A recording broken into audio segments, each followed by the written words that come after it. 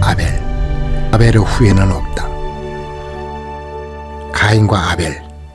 세 명의 사나이가 마치 들짐승처럼 사냥들을 뒤쫓고 있었다. 사냥대는 이리저리 도망가면서도 우두머리 사냥의 지시를 따라 일정한 방향으로 움직였다. 바위산 꼭대기에 먼저 오른 우두머리 사냥은 뒤처진 사냥과 사냥꾼들의 동태를 살피고 있었다. 아담은 그 늠름하고 여유있는 사냥의 눈빛을 똑똑히 보았다. 그리고 이번 사냥도 실패했다는 것을 직감했다. 세 명의 사나이가 바위산 꼭대기에 도달했을 때는 우두머리 사냥이 양떼들을 거느리고 이미 반대편 산으로 가버린 뒤였다. 벌써 세 번째 실패한 사냥이었다. 아담과 그의 두 아들 가인과 아벨은 산 아래 굽이쳐 흐르는 강물을 내려다보면서 저녁을 가다듬기 위해 잠시 휴식에 들어갔다. 아담은 먼 곳을 향해 뜻없는 시선을 던지며 상념에 잠겼다.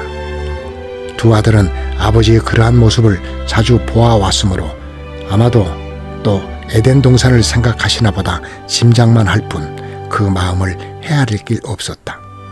가인과 아벨은 매일같이 부지런히 일하지 않으면 먹고 살 수 없었기 때문에 에덴 동산이 얼마나 아름다웠는지 얼마나 살기 좋았는지 상상조차 할 수 없었다. 세월이 얼마나 흘러갔는지 알 수 없지만 많은 것이 달라져 있었다. 하늘이 어두워지더니 금방 비가 오기 시작했다. 집안에 있던 두 형제가 일어나서 급히 밖으로 뛰쳐나갔다. 가인은 밭에 고랑을 파기 위해서였고 아벨은 양떼들을 우리에 넣어야 했다. 아담이 불을 지피기 시작했다. 나무 막대기로 마차를 일으켜 간신히 불꽃을 피워냈다.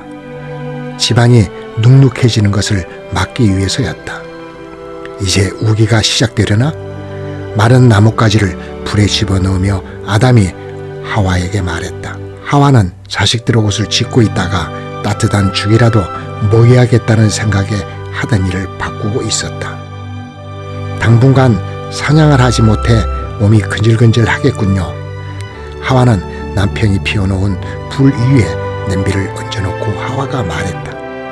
아담, 저는 지금보다 옛날이 더 좋았던 것 같아요.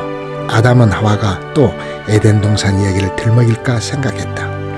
그러나 하와는 아담이 잘못 짚고 있다는 것을 눈치챘다. 제 말은 아이들과 당신이 함께 사냥 다니던 시절을 말하는 거예요. 그때는 온 식구가 함께 과일도 따고 물고기를 잡는다고 온통 젖어서 돌아오곤 했잖아요. 먹을 것이 모자라서 서로 아웅다웅 하다가도 노루라도 한 마리 잡는 날이면 흥에 겨워 날뛰었죠. 그때는 가난했어도 사는 재미가 있었어요. 고생했지만 그때가 행복했었다는 생각을 가끔 해요. 당신 애들한테 신경 좀 써요 라고 말하자 아담의 대답이 퉁명스러웠다. 잘 크고 있잖아. 큰 애는 농사기술을 터득했고 둘째는 목축에 성공해서 열심히 일하고 있는데 무슨 문제야. 하와는 변명대꾸로 그게 아니고 우리가 옛날보다 먹고 사는 데는 걱정이 없지만 각자 일이 달라지고 나니까 서로 같이 보내는 시간이 없어서 대화가 없잖아요. 세 번째 사냥에서 실패했던 그날 바위산에서 막 내려오려 할 때 사냥 한 마리가 나뭇가지 사이에 뿔이 엉긴 채 꼼짝 못하고 있는 것을 발견했다. 그때 아벨의 제안으로 새끼를 뵌 그 암양을 집에서 키우기로 한 것이 발단이 되어 가축을 기르게 되었다. 인류 최초로 가정의 경제 구조를 바꾸어 놓는 계기가 된 것이다. 아벨은 부모의 칭찬을 듬뿍 받아 즐거워하였지만 가인은 은근히 시기가 났다. 그래서 한때는 집을 나가기도 했다. 동생과 함께 목축을 하고 있는 자신이 한심하게 여겨졌기 때문이었다. 가인의 가출은 반항과 시기와 모험심의 합작품이었는데 그는 부모의 반대를 무릅쓰고 에덴 동산의 꿀을 찾는다고 무작정 집을 나간 것이다. 가인의 시도는 허사였다. 하지만 그는 뜻하지 않는 결과를 얻었다. 강변을 지나다가 밀밭을 발견한 것이다. 가인은 집으로 돌아와 농사를 짓기 시작했고 몇 번의 실패 끝에 마침내 수확을 얻게 되었다. 수렵에서 목축으로, 채집에서 농경으로, 협업에서 분업으로 생산 양식과 구조가 변화되자 잉여물이 생겨나고 경제적으로 여유가 생겨 이제는 좀 살만해진 셈이었다. 그날 이후로 식구들은 각기 자신의 일에만 몰두할 뿐 서로를 돌아볼 여력이 없었다. 하와는 그것이 내심 마음에 걸렸던 것이다. 아담도 자식들과 함께 사냥을 다니던 옛날이 새삼 생각나서 하와 그 말에 이의를 달지 않았다. 하와가 다시 입을 열었다. 아담, 정말로 염려되는 게 있어요. 요즘 애들끼리 통 말이 없어요. 세상에 형제라고는 둘밖에 없는데 저렇게 우애가 없으니 어쩌죠? 괜한 걱정 말아요. 대답은 그렇게 했지만 사실 아담도 하와와 같은 생각이었다. 불 위에 놓인 냄비에서 보글보글 죽이 끓는 소리가 들릴 즈음 장남인 가인이 비를 흠뻑 맞고 들어왔다. 하마터면 1년 농사를 모두 망칠 뻔했어요. 비가 안 와서 걱정이었는데 이제 비가 너무 많이 올까봐 걱정이에요. 가인은 열심히 농사에 관해 말하고 있지만 부모는 농사일에 별로 관심이 없는 듯 했다. 아담은 가인에게 불을 쬐며 몸을 말리라고 했고 하와는 따뜻한 죽을 먹으라고 권했다. 그러자 가인은 부모를 향해 말했다. 아버지 어머니도 농사에 관심을 좀 가져보세요. 사냥감을 쫓아 이리저리 몰려다니며 끼니를 때우는 시대는 지나갔어요. 앞으로는 사람들이 농사기술로 먹고 살 때가 올 테니 두고 보세요. 아담이 죽을 먹고 있는 큰아들을 향해 말했다. 그런데 내 동생은 어디 있니? 그 질문에 가인은 지나칠 정도로 거친 반응을 보였다. 제가 뭐 동생이나 지키고 있는 사람인가요? 가인은 얼마 지나지 않아 그 말을 조물주인 하느님 앞에서도 하게 될 줄을 미처 생각지 못했으리라. 목장으로 갔으니 거기에 있겠지요. 그리고는 옷을 갈아입는다는 구실로 제 방으로 가고 말았다. 잠시 후 아벨이 들어왔다. 형은 돌아왔어요? 응, 방금 죽 한 그릇 먹고 제 방으로 갔다. 너도 이것 좀 먹고 한기를 물리쳐라. 아담도 가인에게 했듯 말했다. 여기 불 좀 쬐거라. 양들은 괜찮겠냐? 네, 나뭇잎으로 우리를 잘 덮어놓았으니 염려 없어요. 그때 가인이 들어왔다. 반일은 상관없으시다더니 양들은 꽤나 염려하시는군요.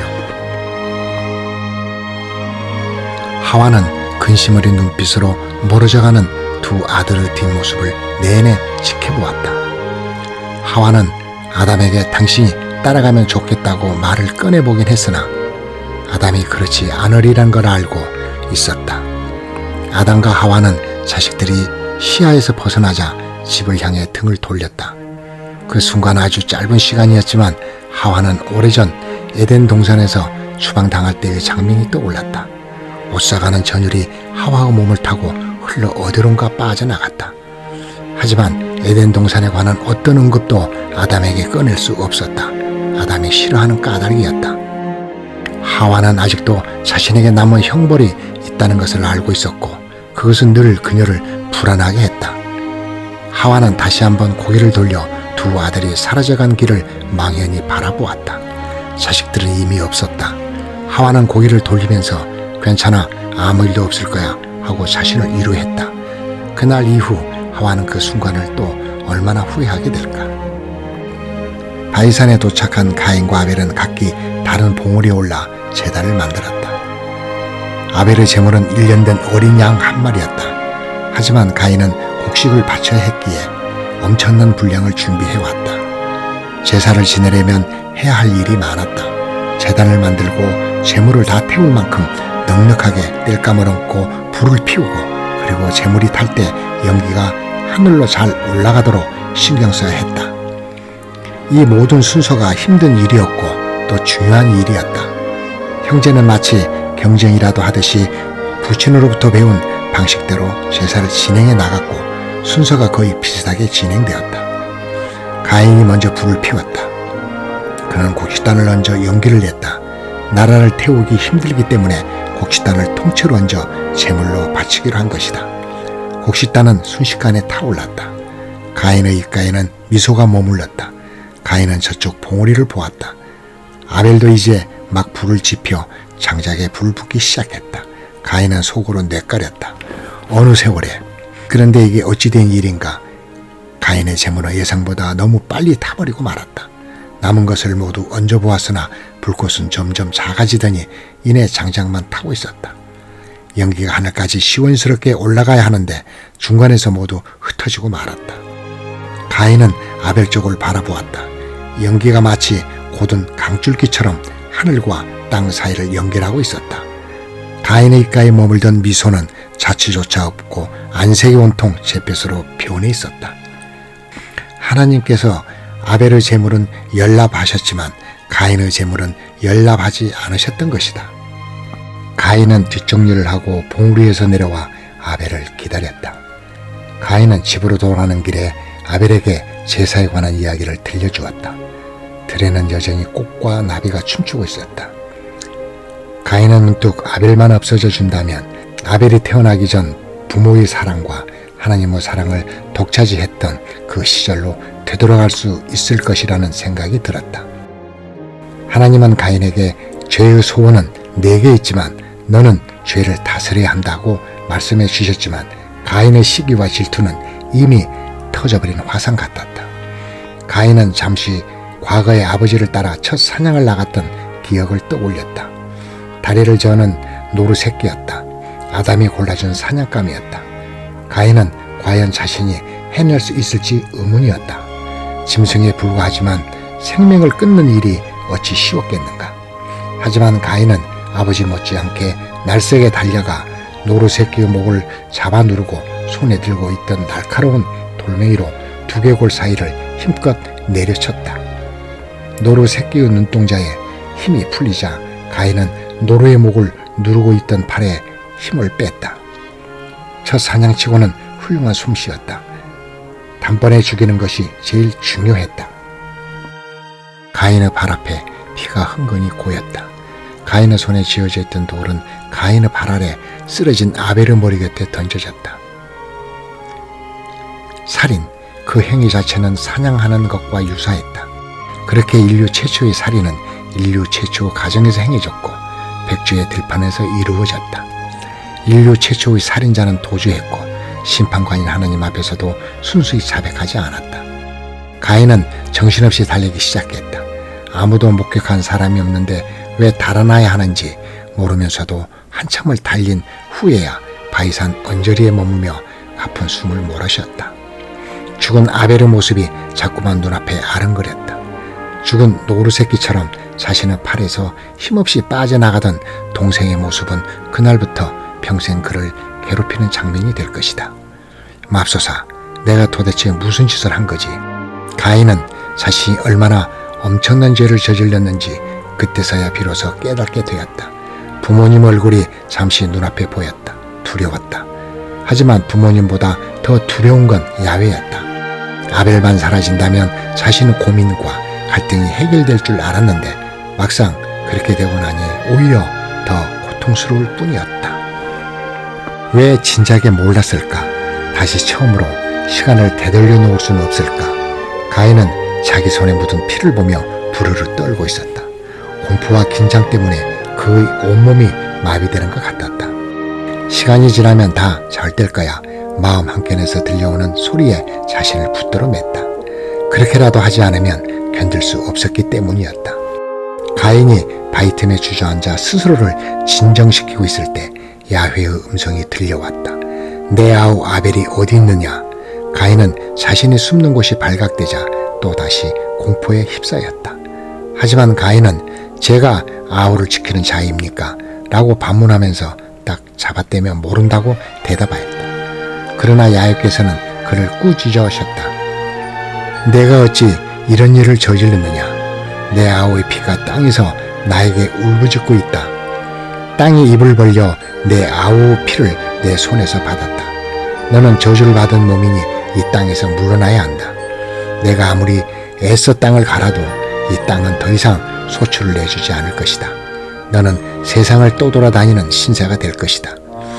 가인은 하나님 앞에서 물러나와 에덴 동편 놋이라는 곳에 자리를 잡았다. 그때 가인은 처음으로 아비인 아담을 이해할 수 있을 것 같았다. 에덴 동산에서 추방되었을 때 아버지의 심정이 어떠했을지를. 하나님의 자비로 살아남은 그는 그곳에서 후손을 퍼뜨렸다. 그리하여 이 세상에 가인의 후예는 있어도 아벨의 후예는 없다. 오늘날 사람들은 간혹 가인의 후손들을 만날 때가 있다. 다른 사람이 아닌 바로 자기